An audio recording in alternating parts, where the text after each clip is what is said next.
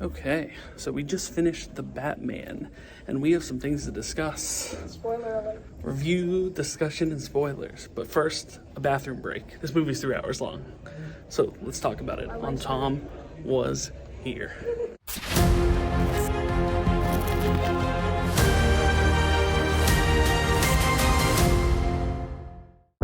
Okay, we just finished The Batman, and now we're here in front of the Stacks at the waterfront where they filmed the, I think it was the Wiz Khalifa Black and Yellow video. Just seemed appropriate. It's right by the movie theater over there. But interesting. Okay, that movie's 3 hours long. So parents, if you're looking for like a fun, like, oh, I'm gonna go see the Batman romp with your kids, keep in mind it's 3 hours long. Yeah, if you want to see it, I'd suggest the reclining seats. Yeah. Here's the thing.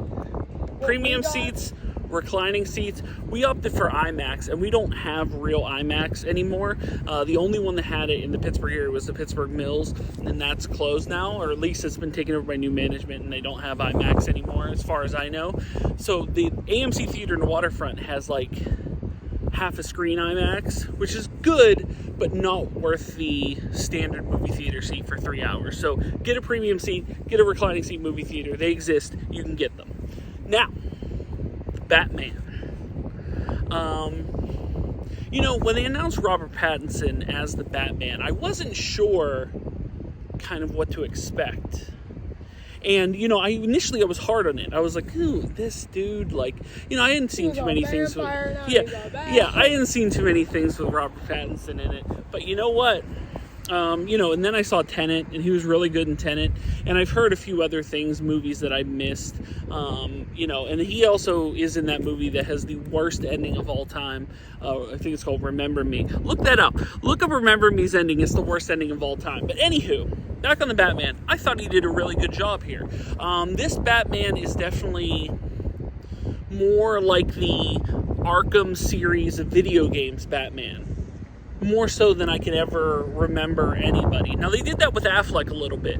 If you watch Batman and Superman, the fighting scenes, Ben Affleck was kind of like Arkham series Batman. If you ever played those games, he kind of just he really there's those punches have effect.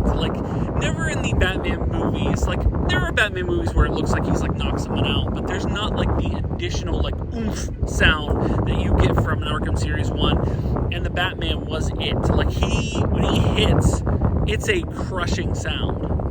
There was a lot of sound-driven effects in this movie. Batman might as well be wearing bricks on his feet, because there's about 5 scenes when he walks down a hallway and you can hear it, and if you tied bricks on your feet, it couldn't be any louder than his footsteps were. They made it absurdly loud. But as stated, I thought Robert Pattinson did a pretty good job here. They always say who was the best Batman versus who was the best Bruce Wayne. And there wasn't enough Bruce Wayne in here to determine whether he was a good Bruce Wayne or not. Not at all, really. He was Bruce Wayne for maybe a couple scenes, a handful of scenes where he was Bruce Wayne. And his Bruce Wayne was very, it wasn't the billionaire playboy Bruce Wayne that kind of they showed in even Batman and Superman to an extent, going to parties and stuff, or in any of the Nolan Batman movies, when he, Christian Bale is buying hotels and stuff. What is happening right now? But anywho, yeah, so, this is not that billionaire playboy style Bruce Wayne. He's very, standoffish. I think at one point, a cop goes and he, waves hi to him and he just stares at him. He's just he's kind of a weirdo. Which, let's put it this way. Is that arguably the most accurate take on Bruce Wayne? His parents were killed in front of him when he was a young boy, and he grew up, in a difficult situation. Now the money helped, and they allude to that in the movie, that the money certainly helped, but wouldn't he be kind of weird? He wouldn't be the flashing your money around type guy, even showing that. But if you were to believe that a billionaire could be the Batman, this would be the billionaire. Like, this would be the one that's weird, kind of like standoffish. You'd be like, yeah, that guy's Batman. But Pattinson, I will say, in his costume, he was the only one Batman that I can remember that, you know, it wasn't glaringly obvious that he was Batman. Like as Bruce Wayne became Batman, you know, the whole lower half of his face you can see, but it was never to the point where it was like, and maybe I just don't know Robert Pattinson's face well enough that I never saw it and I went, oh yeah, that's you know, if someone was an outsider and they saw him, they'd be like, oh yeah, that's of course Bruce Wayne. But let's give the Batman credit here. A whole bunch of credit. The Batman is the only Batman movie or TV show or cartoon or video game that did not show the Wayne family get murdered. Give credit where credit's due. I've seen the Wayne family get murdered a million times in various formats. Like I said, in cartoon format, in TV format, in movie format, in video game format. The Wayne family has died so many times. Even in the Batman Arkham VR. Even in Batman Arkham VR. Well, they had to do that. It's a requirement by law. And maybe it was the Spider-Man movies, because the new Tom Holland Spider-Man movies got rid of the Uncle Ben stuff.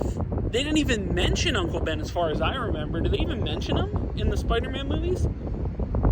They had to mention. Look, it's a prerequisite that Batman is who Batman is because of his family getting murdered. So you have to mention it. You just don't have to show it constantly. Like every single Batman, we know the story at this point. So kudos to the Batman for just not wasting 10 minutes of screen time. Now, let's get into this two separate stories here. Because there's really two movies there's really two movies in one with the Batman. There's the movie about Selina Kyle being the Catwoman, and here comes a train.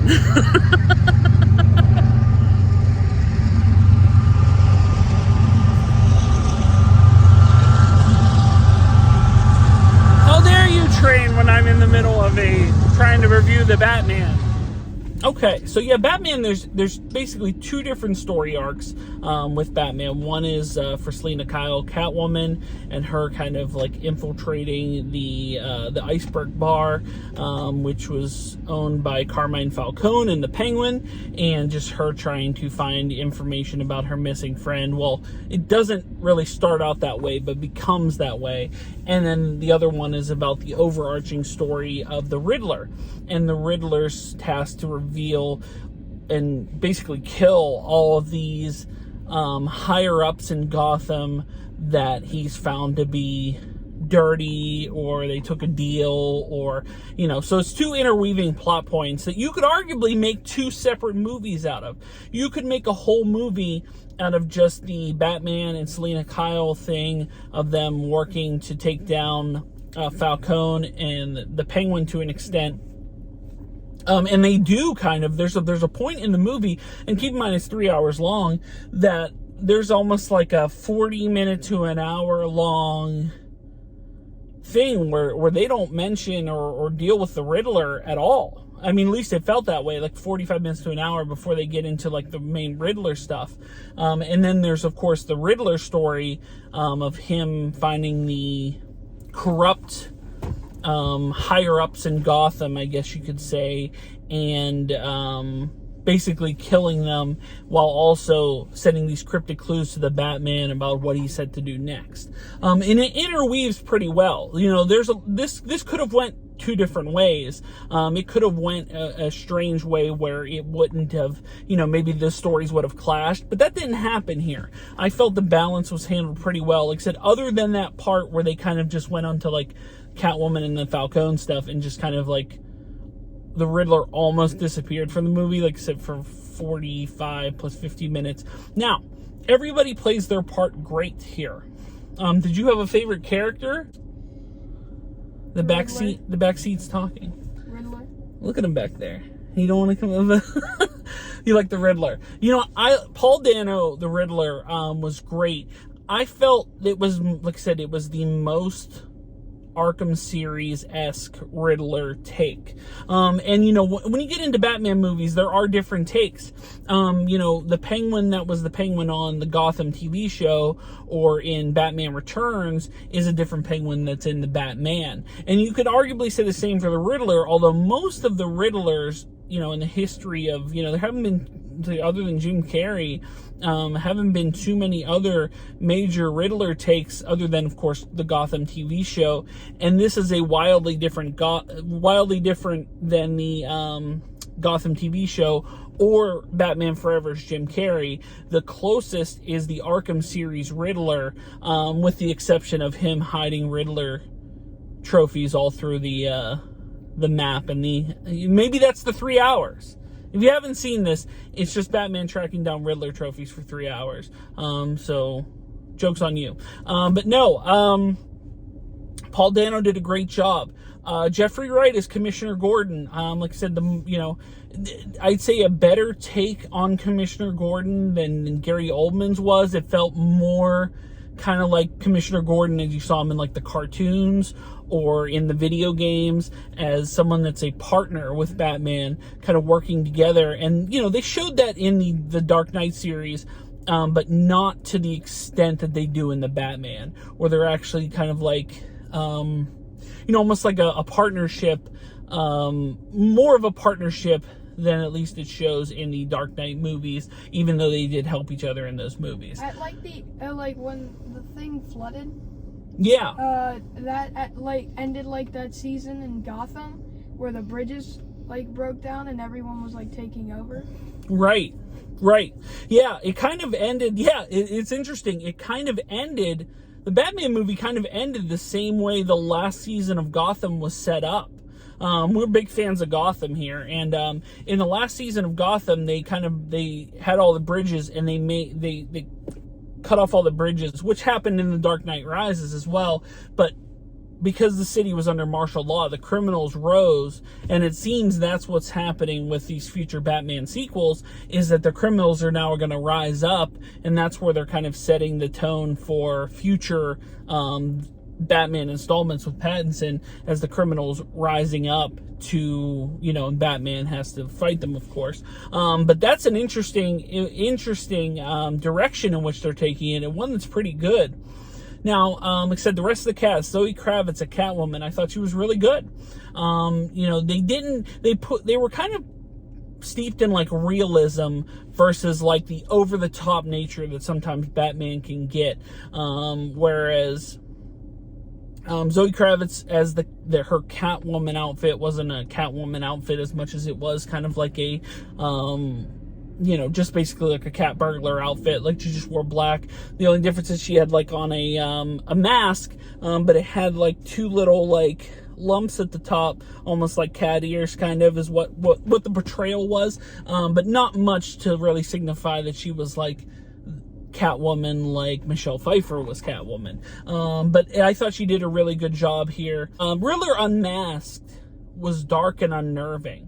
And I thought he, you know, I would have enjoyed him being more unmasked than being masked, because I think the mask took away, not that his performance wasn't great, because it was, but I think the mask took away a little bit versus when you saw him in like the interrogation or in the jail cell, that it was more of like, you know, Riddler's like unraveling, that really he did a really good job with. But when he's in that jail cell, there was, fair to say, a cameo, I guess you could say, from what's very, and never really said if it was, but I would assume, you know, you can imply it as the Joker.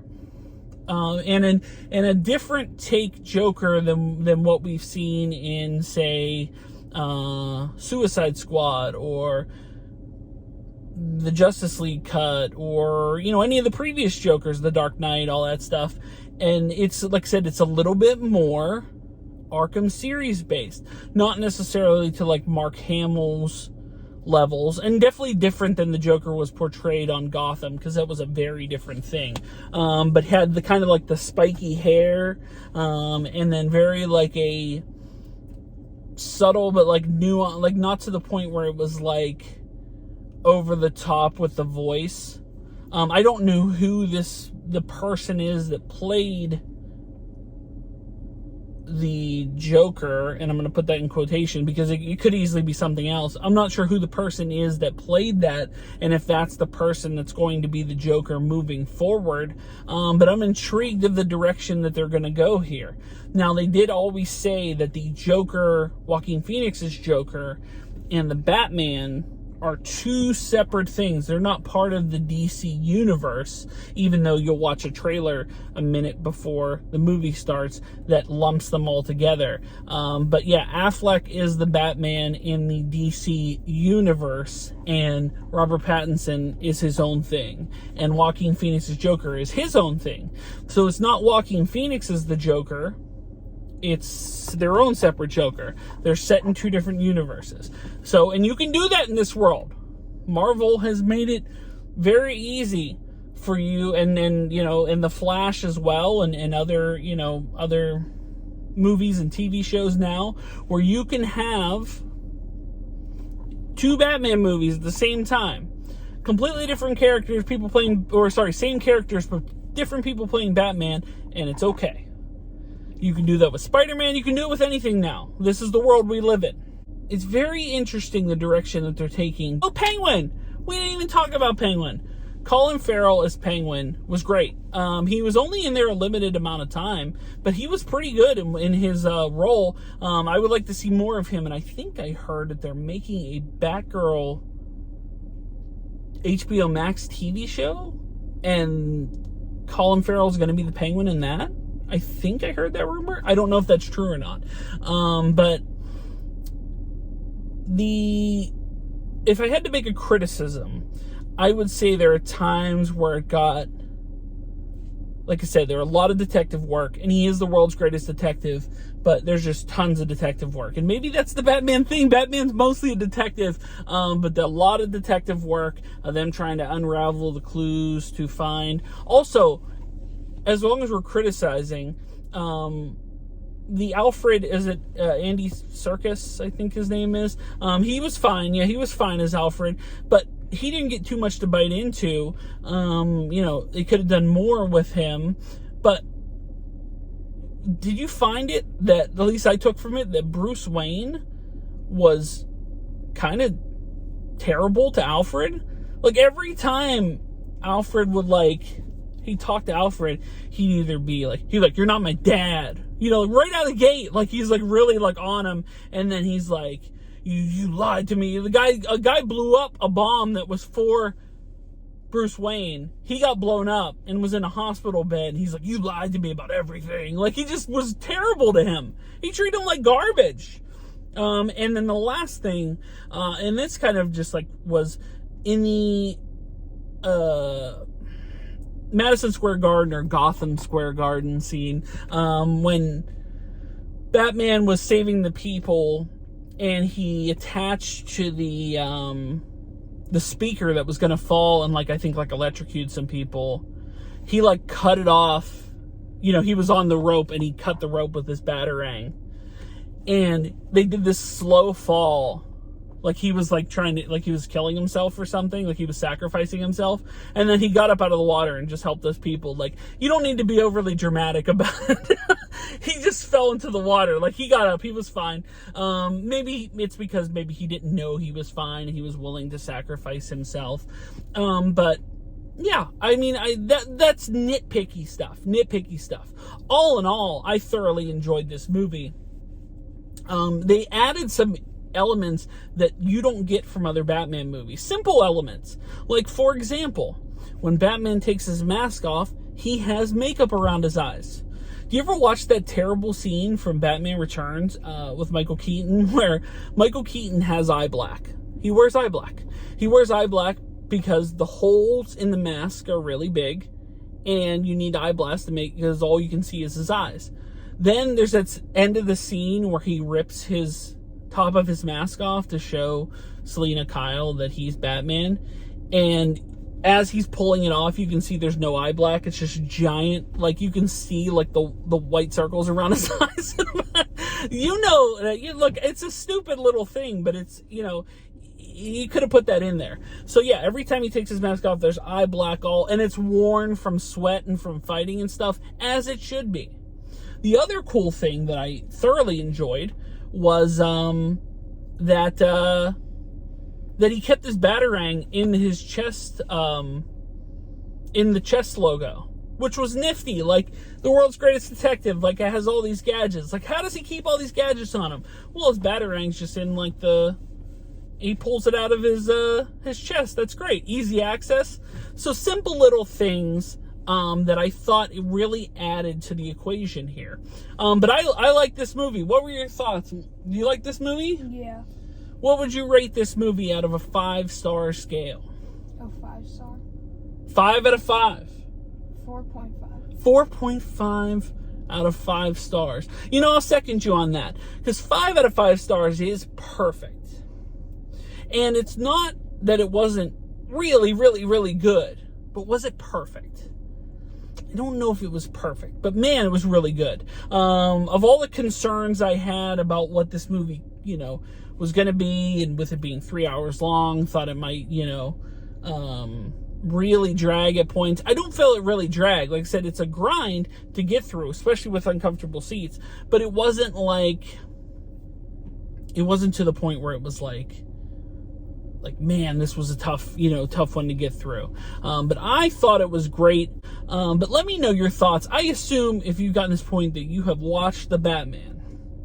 And I want to know your opinions on The Batman. Is there something I left out? Like I said, I tend to ramble on through, just kind of like give my thoughts and kind of just throw them out. So I go all over the place as I remember things, and I go off on little avenues and tangents. So my apologies. But let me know your thoughts on The Batman. I enjoyed it. I'm looking forward to sequels, and I'm sure they're years away. And we have more Batman to be had later this year with The Flash, which will be then a different Batman universe. And we'll see what they do with that. But that'll wrap it up. The Batman. How did you like it? It's opening weekend. It was crowded. Nice to see, kind of like people in the theater again. This is the most crowded theater I remember ever being in some considerable time. But guys, thank you so much for watching. If you're new here, make sure to like, share, and subscribe. If you'd like to support me on Patreon like John Bailey did, you can do so. Link is in the description below. If you'd like to buy a t-shirt, a TomWasHere t-shirt, you can do so at Spreadshirt, as well as links to my eBay store, Facebook page, Instagram, Clubhouse, and the Pennsylvania Autograph Collectors Association. Links are in the description below. The Batman. We'll leave it on this note. And I want your input, sir. Where do you put Robert Pattinson on the all-time list of Batmans? He was a little... 3. He puts 3. Who do you put before him? Oh, before him? Yeah, who's above? Oh, above, Keaton and Bale. Keaton and Bale. Okay, so Keaton, Bale, Pattinson, then what, Kilmer? Or Affleck? Kilmer? Affleck? Yeah. And Clooney in the... Yeah. I don't know exactly. I still put Keaton as the best Batman. He's the best Batman, best Bruce Wayne. I'm very partial to that. I kind of grew up on those movies, and that's difficult. I enjoyed Christian Bale's take, both as Bruce Wayne and Batman. But I enjoyed Robert Pattinson's take here. You know what? I actually enjoy, and I'll take the criticism as much as anyone. I enjoy Ben Affleck as both Bruce Wayne and Batman. I thought he did a really good job. I know they criticize him. Everybody hates Ben Affleck. I enjoy him as Bruce Wayne. But I would put Pattinson over him just strictly from Batman's perspective. I will put him probably where my son put him, about 3 at the moment. Now, if he does more movies, maybe he climbs up that list. But it's kind of hard to surpass, say, Keaton and Bale, at least in my eyes. Especially with kind of the weird Bruce Wayne thing, where he was just kind of like weird and, you know, in hiding and stuff. And even though they did that in like the Dark Knight series as well, yeah, it was just kind of like an odd thing that never really, you know, like I said, Bruce Wayne didn't really connect. Bruce Wayne wise, I would put him just like above Clooney. Like, it's not everybody else's Bruce Wayne better, and arguably Ben Affleck is one of the best Bruce Waynes of all. I still put Keaton up there, but Ben Affleck is probably one of the better Bruce Waynes of all time. But yeah, let me know your list. Where do you put Robert Pattinson? Is he the greatest Batman? Is this the greatest Batman movie you've ever seen? Let us know in the comments down below. Guys, thanks so much for watching. And until the next video, till the next review, we will see you soon. But until then, bye everyone. Bye.